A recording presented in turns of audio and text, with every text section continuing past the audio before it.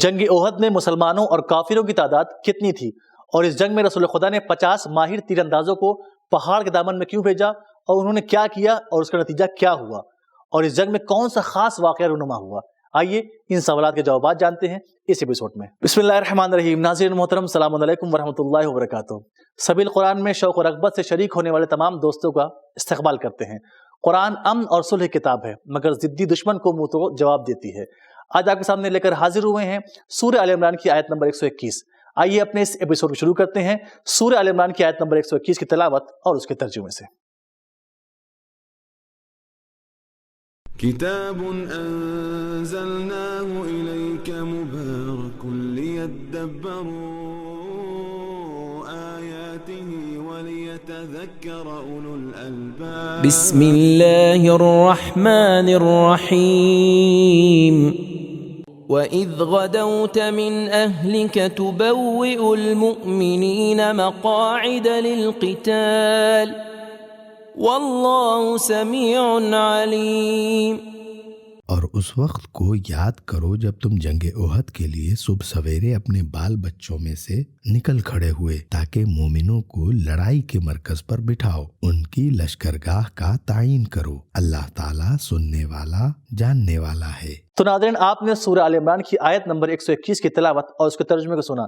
آگے بڑھنے سے پہلے آپ سے گزارش ہے کہ اگر آپ نے ہمارے چینل کو سبسکرائب نہیں کیا ہے تو اسے سبسکرائب کریں اور اپنے دوستوں کے ساتھ ضرور شیئر کریں۔ آئیے سنتے ہیں سورہ آل عمران کی آیت نمبر 121 کے نکات کو بھی۔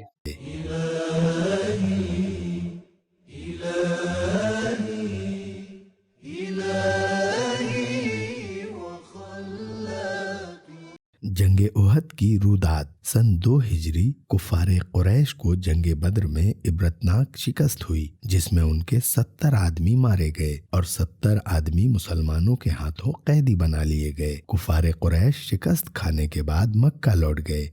ابو سفیان نے کفار سے کہا، اپنے مقتولین پر گریہ نہ کرو تاکہ انتقام کی آگ بھڑکتی رہے اور دلوں میں کینے باقی رہیں، پس سب لوگ انتقام انتقام کا نعرہ لگاتے رہو، اور جب تک میں اس شکست کا بدلہ نہ لے لوں اپنی بیوی سے ہم بستری نہیں کروں گا۔ اس سے اگلے سال یعنی 3 ہجری میں کفار مکہ 3000 سوار، 2000 پیدل فوجی اور مکمل جنگی تیاریوں کے ساتھ مسلمانوں سے جنگ کرنے کے لیے مدینے کی طرف چل پڑے۔ حضرت رسول خدا صلی اللہ علیہ وآلہ وسلم کے چچا عباس، جو اس وقت تک ایمان نہیں لائے تھے اور مکے میں رہ رہے تھے، انہوں نے پیغمبر اسلام کے ساتھ محبت اور دوستی کی وجہ سے کفار مکہ کی جنگی تیاریوں سے آپ کو مطلع کیا۔ چنانچہ انہوں نے اس بارے میں ایک خط لکھا اور خفیہ طریقے سے بنی غفار کے ایک شخص کے ذریعے حضور اکرم صلی اللہ علیہ وآلہ وسلم کی خدمت میں مدینہ روانہ کیا۔ جو ہی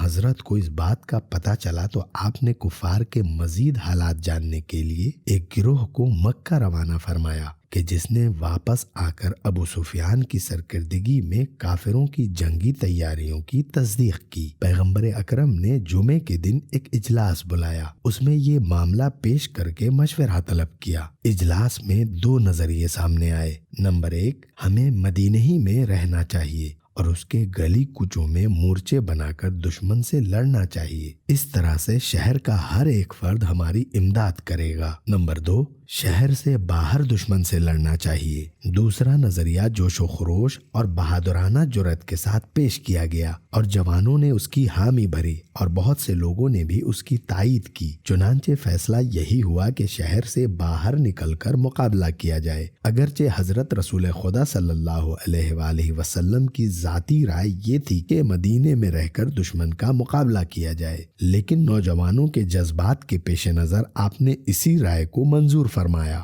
چنانچہ رسول اکرم صلی اللہ علیہ وآلہ وسلم لشکر کے پڑاؤ کے لیے جگہ مقرر کرنے کی غرض سے ایک آدمی کے ہمراہ شہر سے باہر تشریف لے گئے اور کوہ احد کے دامن میں ایک ایسی جگہ کا انتخاب کیا جو فوجی مناسبت کی حامل تھی۔ آپ صلی اللہ علیہ وآلہ وسلم نے جمعے کے خطبے میں لوگوں کو تمام واقعات سے آگاہ فرمایا اور نماز کے بعد مہاجرین و انصار پر مشتمل 1000 کے لشکر کے ساتھ میدان جنگ میں تشریف لے گئے۔ اس جگہ کی کمان آپ نے اپنے ہاتھوں میں لی اور کچھ جھنڈے بلند کیے، جن میں سے کچھ مہاجرین کو اور کچھ انصار کو عطا فرمائے۔ مدینہ منورہ سے احد کے میدان تک پیدل سفر کیا، اپنے اصحاب کے ساتھ راہ چلتے ہوئے لشکر کی پریڈ دیکھی اور صفوں کو منظم فرمایا۔ اسی دوران میں لشکر کی صفوں میں کچھ نئے چہرے دیکھے تو ان سے پوچھا، تم کون ہو؟ انہوں نے کہا، ہم یہودی ہیں اور آپ کی امداد کے لیے آئے ہیں۔ تو آپ صلی اللہ علیہ وآلہ وسلم نے تھوڑی دیر تأمل فرمانے کے بعد فرمایا، ہم مشرکین سے لڑنے کے لیے مشرکوں سے مدد نہیں چاہتے۔ اسی بنا پر 1000 کے لشکر میں سے 300 افراد گم ہو گئے۔ بعض مورخین کے بقول ان 300 افراد میں سارے یہودی نہیں تھے، بلکہ ان میں عبداللہ بن ابی جیسے مسلمان بھی تھے۔ وہ مسلمان کی رائے سے متفق نہیں تھے کیونکہ وہ شہر ہی میں رہ کر لڑنے کے حق میں تھے، اس لیے وہ لشکر اسلام کو چھوڑ کر چلے گئے۔ اس بات کی وضاحت کے لیے جناب آیت اللہ سبحانی کی کتاب فروغ ابدیت کی جلد دوم کے صفحہ 38 پر رجوع کریں۔ اسی طرح جناب آیتی کی کتاب تاریخ پیغمبر اسلام کے صفحہ 285 پر رجوع کریں۔ پیغمبر اسلام نے 700 افراد کے ہمراہ نماز صبح مقام احد میں ادا کی، لشکر کی صفوں کو آراستہ کیا اور عبداللہ بن جبیر کو 50 ماہر تیر اندازوں کے ساتھ پہاڑ کے حساس دہانے پر حفاظت کے لیے مقرر فرمایا اور یہ بات زور دے کر کہی کہ اس جگہ کو کسی بھی صورت میں نہ چھوڑنا۔ سپاہ کفار کا سردار ابو سفیان تھا۔ اس نے خالد بن ولید کو 200 طاقتور سپاہیوں کے ساتھ اس بات پر مامور کیا کہ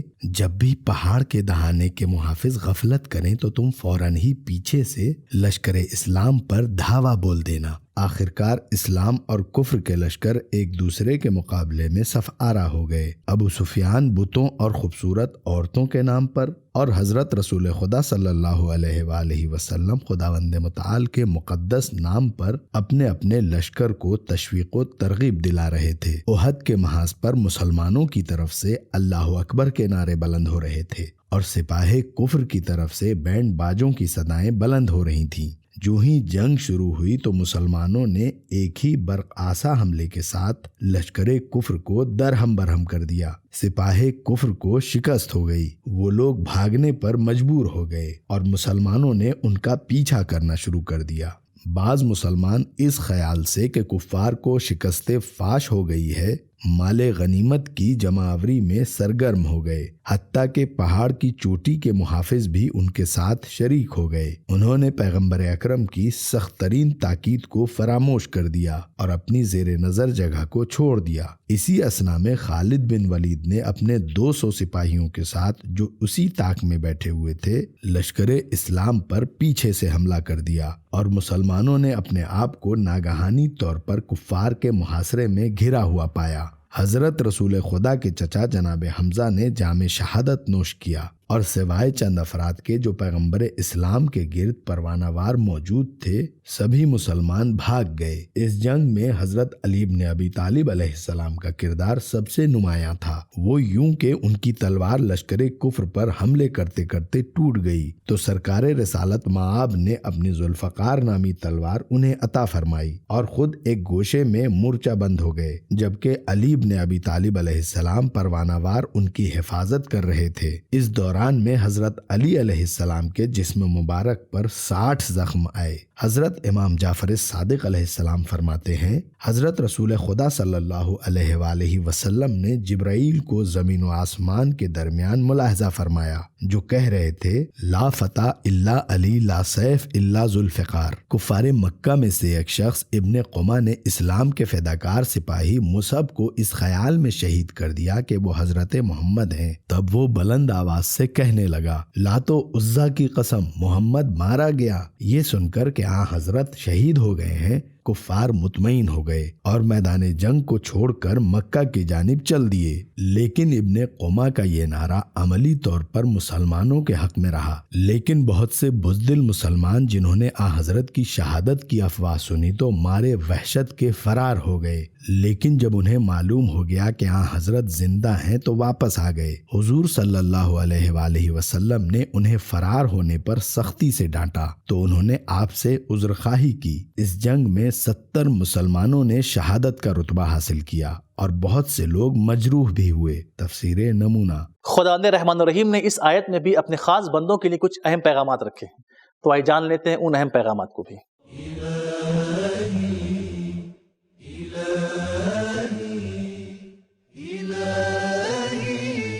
نمبر 1، اپنی گزری ہوئی ہار یا کامیابی کے اہم اور حساس دنوں کو نہ بھولیں بلکہ تجربے کے طور پر یاد رکھیں۔ نمبر 2، جنگ و جہاد میں شرکت کرنے کے لیے ضروری ہے کہ ہر طرح کے تعلقات سے دل اٹھا لیں۔ نمبر 3، فنی منصوبہ بندی، جغرافیائی، عسکری، طبعی حالات کا جائزہ دشمن کی طرف سے ہونے والے حملے سے پہلے لینا چاہیے۔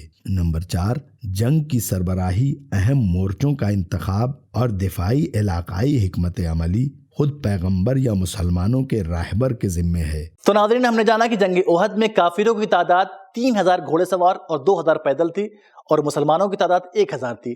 300 لوگوں کو رسول خدا نے جنگی حکمت عملی کے بنا پر پہاڑ کے دامن میں بھیج دیا، مگر ان لوگوں نے رسول خدا کہنا نہ مانا اور جیتی ہوئی جنگ ہار گئے۔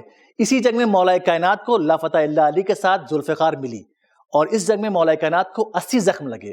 تو ہمارا آج کا ایپیسوڈ یہیں ختم ہوا، ملتے ہیں اگلے ایپیسوڈ میں، تب تک کے لیے خدا حافظ۔ سبیل قرآن، قرآنی سماج کی پہچان۔